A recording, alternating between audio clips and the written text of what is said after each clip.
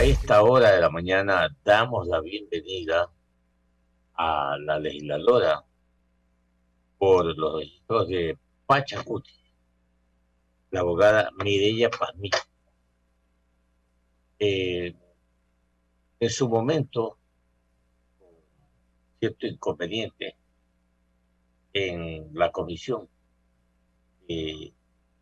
Económico y Tributario. Ya no era la presidenta, se había creado una expectativa de nombrar a otro legislador presidente de la comisión. Pero la política es dinámica, siempre lo decimos. Y de pronto aparece de candidata la abogada Mireya Pazmiño, apoyada por el movimiento UNES. Y obviamente, pues, con la desaprobación de movimiento Creo. El movimiento Creo tenía otra expectativa. Lo cierto es que ya las aguas están calmadas, ya están en su cauce. Y la abogada Mireya Pazmiño, ella es la presidenta de la Comisión Permanente de lo Económico y Tributario. Gracias por estar con nosotros, a legisladora. Y la consulta, ¿no? Esta cuestión es importantísima, es, yo diría, casi que vital, porque el Ecuador tiene muchos problemas de carácter social, hoy sanitarios también, pero está el problema económico. Y a su comisión sí o sí tienen que llegar la reforma tributaria. Sí o sí tienen que tratar ese ofrecimiento de campaña que hiciera el ahora presidente Guillermo Lasso, de derogar este 2% de impuestos que pagan las microempresas. Y esto aún no se ha dado. Y entiendo que no ha llegado a la Asamblea Nacional, ni tampoco ha llegado, obviamente, a la Comisión. Cuéntenos qué hay de realidad de impuestos, repito, y cuáles son las expectativas que tiene la comisión que preside sobre algunos proyectos de ley que llegarán en materia económica. Bienvenido. Buenos días, licenciado Clever. Buenos días, Jorge. Muchas gracias por la invitación. Buenos días a todos quienes están escuchando Radio Huancavilca a nivel nacional. Buenos días a todo el Ecuador, de una manera muy especial a mi provincia de Bolívar. Bueno, en la Asamblea Nacional, la eliminación del 2%, usted sabe que no nos corresponde nada de lo que es tributos, eliminar, aumentar, quitar, derogar. Lo que nosotros hicimos el día de ayer es un exhorto al señor presidente para que él en las leyes tributarias urgentes que vaya a enviar a la Asamblea Nacional se considere la eliminación de este 2%, un 2% que fue impuesto a través de la ley de progresividad tributaria. Entonces, se exhortó y todos los legisladores coincidieron, porque como usted lo dijo, también fue una propuesta de campaña que lo hizo. Así estamos apoyando a los microempresarios, porque usted sabrá, este 2% afecta, no es como el impuesto a la renta, ¿no? Que solamente se va sobre las utilidades que lo tienen las grandes empresas. Aquí es para todo el ingreso bruto que tienen las microempresas o los emprendimientos o también los profesionales. Ellos facturan sobre todo lo que ingresan sin saber cuánto es lo que gastan, lo que tiene, lo que han consumido en cuanto al producto que hayan utilizado. No, este 2% es todo lo que ingresa dentro de las microempresas o a los emprendimientos o a los profesionales. Entonces, realmente era un valor muy grande donde que puso el expresidente Lenín Moreno para poder aumentar la renta, ¿no? una imposición puesta por el Fondo Monetario Internacional. Esto lo hicieron en el 31 de diciembre del 2019, antes de la pandemia. Justo después viene la pandemia, imagínense el perjuicio que tuvieron todos estos microemprendedores, todas las personas que tenían que facturar, los profesionales. Entonces, muchos de ellos están con muchas deudas en el SRI, porque no han podido cancelar este 2%, incluso no tenían ni para comer. Se quedaron prácticamente muchos de ellos en el desempleo, porque estos microempresarios, estos emprendimientos también son consecuencia de muchas de las personas que se quedaron sin trabajo. Lo poco que pudieron coger de sus liquidaciones, trataron de poner un emprendimiento, trataron de unirse y entablar una microempresa. Entonces, en la pandemia eso les trajo muchos, muchos perjuicios y no solamente tenían que pagar el 2%, sino también casi la mayoría de ellos tienen deudas en la banca privada, en la banca pública, en las cooperativas y de igual manera no han podido cancelar tampoco las cuotas de estas deudas. 7 de la mañana, 12 minutos.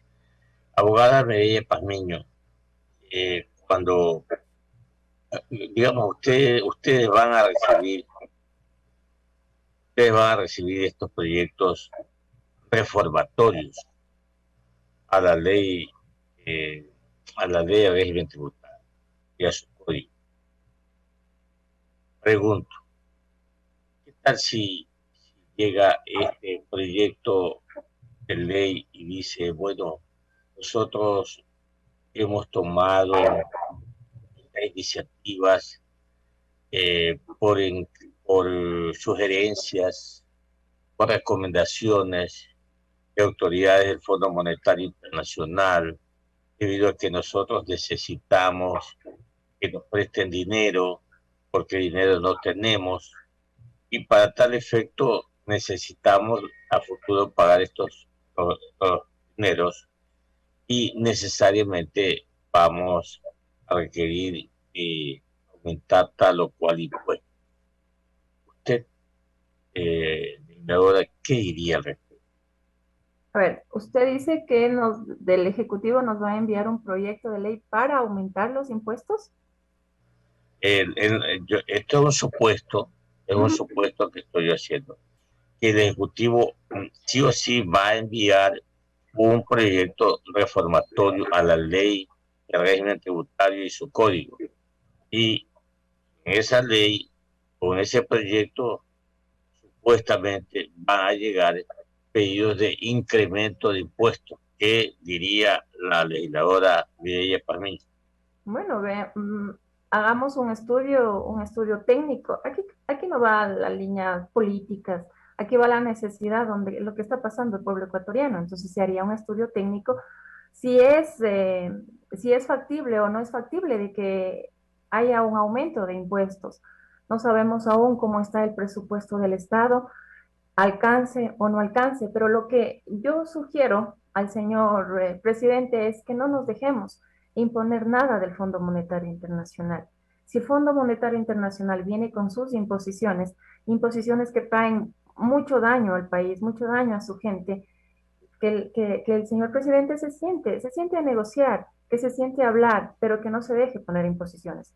Si el Fondo Monetario no quiere retirar esas imposiciones, pues que vea otra entidad donde que nos puedan prestar dinero para poder salir de esta crisis, pero recuerde que el dinero que se pida prestado no es para, para salir de la crisis, es para invertir en obra pública, ¿no? Entonces, creo que debería buscar otras fuentes otros bancos internacionales donde que nos puedan hacer esos préstamos si hay un déficit dentro de la economía de nuestro país, pero no las imposiciones del Fondo Monetario Internacional. Todas estas imposiciones, mire, recién acabamos de pasar nosotros una pandemia, ¿sí? Aparte de eso que tuvimos una crisis también económica y el expresidente Lenín Moreno despidió a muchas personas, dejándoles sin trabajo. ¿Sí? ¿De dónde van a comer ellos? ¿Cómo van a llevar esos alimentos a sus hogares?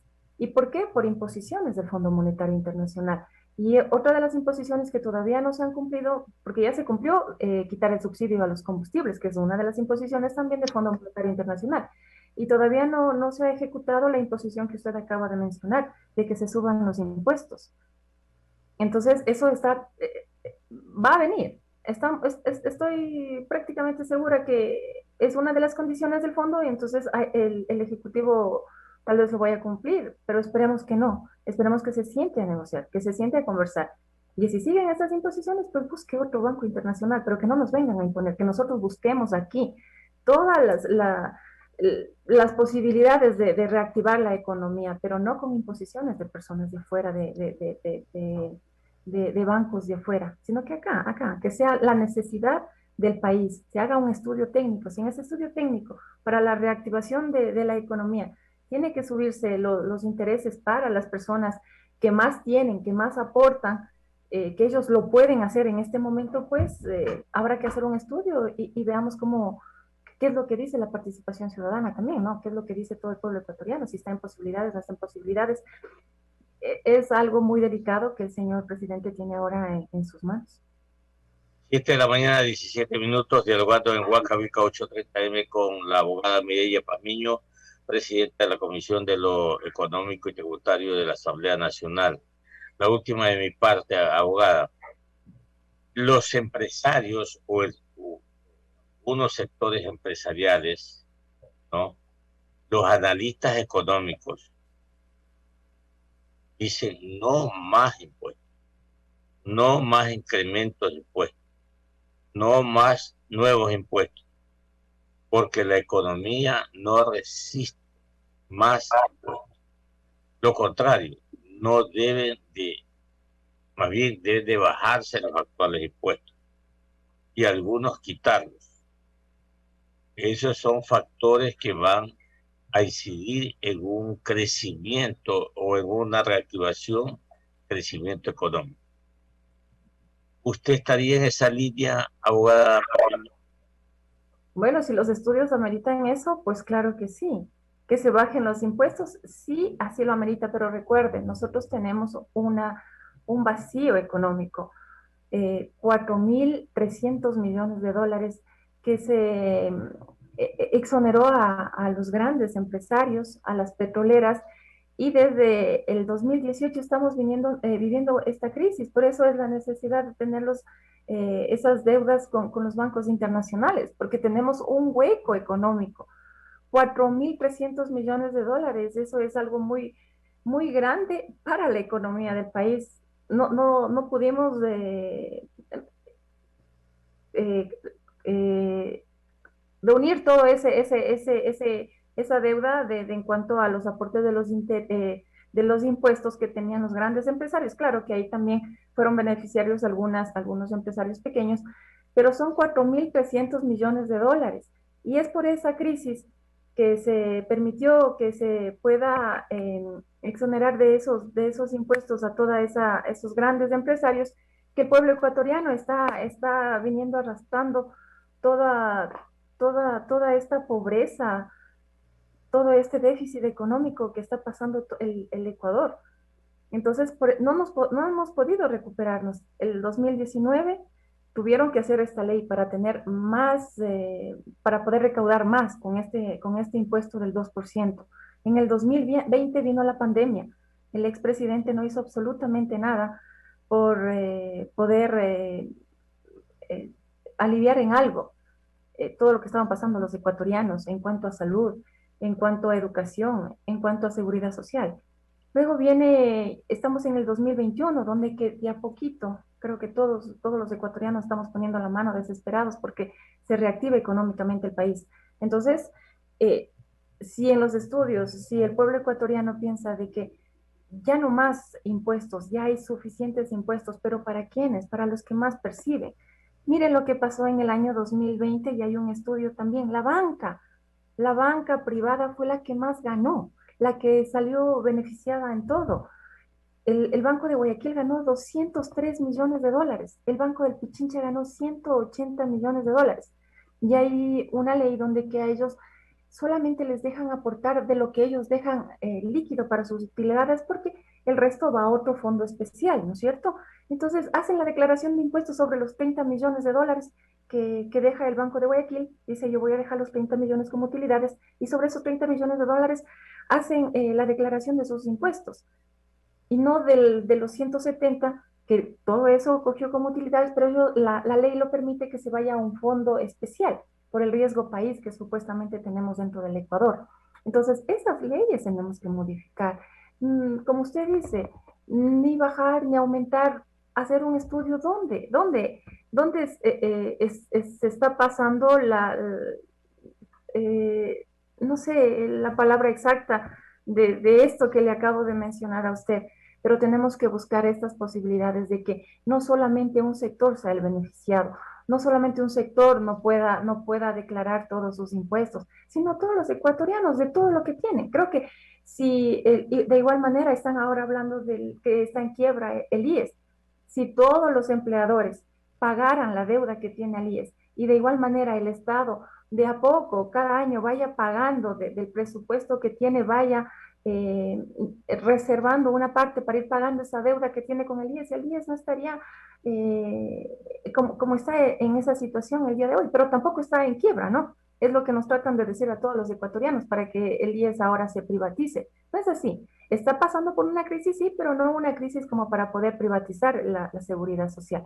Pero en ese sentido, debemos nosotros modificar las leyes, debemos ver a quienes benefician, a quienes tratan los perjuicios, esta clase de impuestos que se encuentran ahora en el país.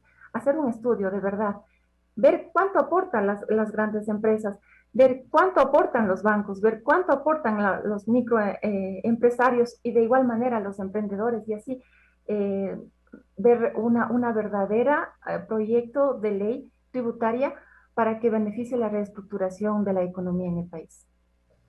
7:23, 7:23 minutos en Huancavelica 8:30 AM. Mi compañero, el licenciado Jorge Cobar, tiene inquietudes para usted, abogada Mireya Palmiño. Muchas gracias. ¿Cómo le va, asambleísta? Buen día y bienvenida. Sobre la propuesta y de hecho, a partir de un decreto ejecutivo del presidente Guillermo Lasso, se ha anticipado que se enviará un paquete de reformas a la ley de hidrocarburos a fin de aumentar la producción petrolera. Y Pachacutic pues tiene una postura bastante dogmática y orgánica de la explotación petrolera y también lo propio en el caso de la explotación minera, que es otro frente que ha visto el gobierno como el objetivo de incrementar sus ingresos. Ya hemos expuesto aquí lo que pasa con las arcas fiscales. ¿Cuál será la postura de Pachacutic a partir de la presentación del envío de esas reformas legales necesarias para poder ajustar el objetivo, el plan del presidente Guillermo Lasso en materia extractivista? Bueno, recientemente sacó un decreto, el decreto 95, donde que más o menos encamina a eso, ¿no? Al país y a que el petróleo supuestamente venga para el Ecuador, pero no es así.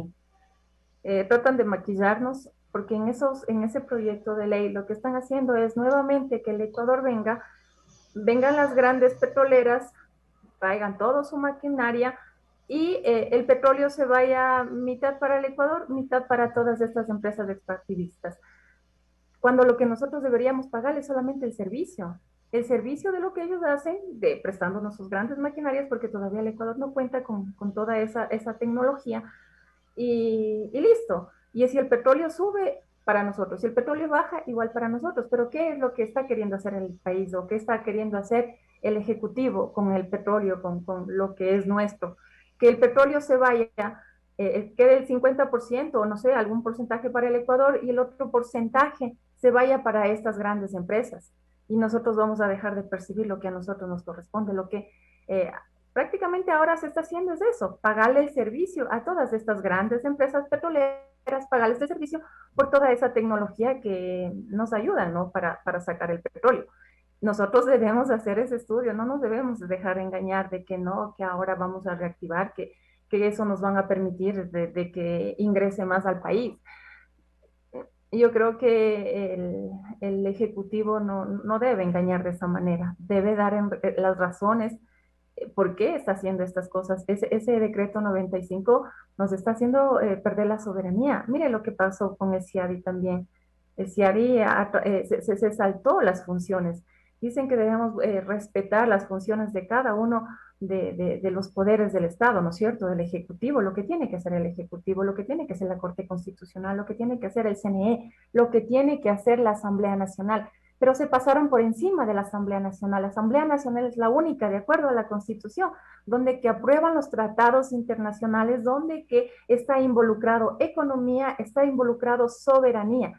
Y la consulta del CIADI lo hace a la Corte Constitucional. Yo no sé qué le pasa a la Corte Constitucional cuando debe defender los derechos de todos los ecuatorianos, defender la soberanía y respetar la independencia de las funciones, se salta y manifiesta que no debe pasar por la aprobación de la Asamblea Nacional.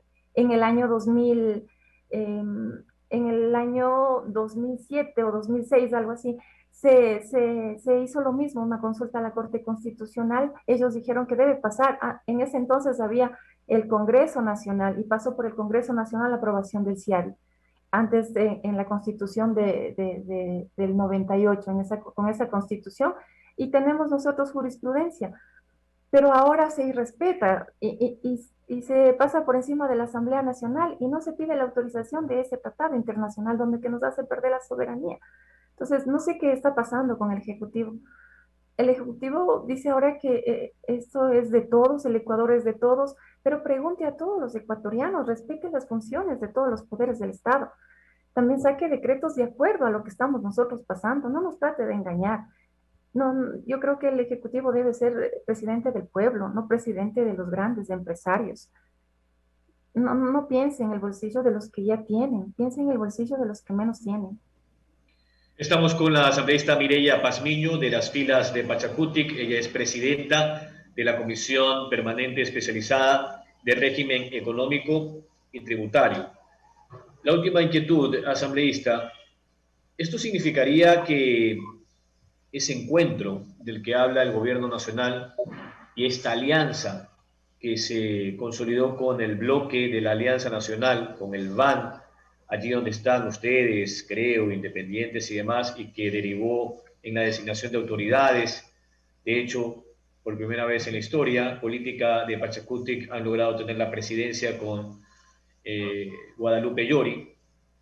¿Ustedes consideran que si se envía una señal que no tiene la sintonía con este bloque de la Alianza Nacional, podría estar en juego, podría tambalear estos o este acuerdo legislativo con, creo, con el oficialismo?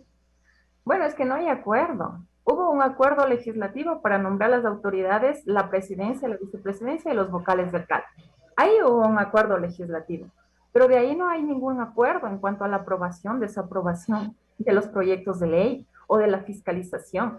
Incluso, no sé si ustedes se han fijado, todos los votos es de acuerdo a las necesidades o al pensar de las bancadas. El BAN no tiene el apoyo. Siempre están ellos cuando se trata de exhortar al presidente algo que la Asamblea no puede modificar, no puede derogar. Nosotros estamos exhortando al señor presidente para que escuche al pueblo. Exhortamos ahora lo del 2%, exhortamos lo del CIADI, exhortamos que se derogue los decretos donde que suben los precios de la gasolina, porque el Ejecutivo no está escuchando. Y en esos exhortos, la bancada del BAN siempre están votando en contra, siempre se están absteniéndose, ellos no están de acuerdo con eso. Y acá los asambleístas, de acuerdo a la bancada, de acuerdo a la necesidad, estamos votando. No hay ningún acuerdo como lo manifiestan, o no sé quién lo manifiesta o supone, pero no hay acuerdo para esta clase de aprobaciones. Es solamente, y debería existir por el bien del país. Todos los jefes de bancada sentarse a dialogar. El Ejecutivo debería llamar a diálogos a los jefes de bancada, a los asambleístas, y sentarse a ver cuáles son a esos acuerdos que se puede llegar, a acuerdos mínimos o las líneas rojas de cada una de las bancadas que tenga, y de acuerdo a eso también ingresar los proyectos de ley. porque nosotros somos la voz del pueblo y nosotros le vamos a decir, no, señor presidente, eso no puede, o eso sí podemos nosotros dar paso, pero eso no ha pasado hasta el día de hoy.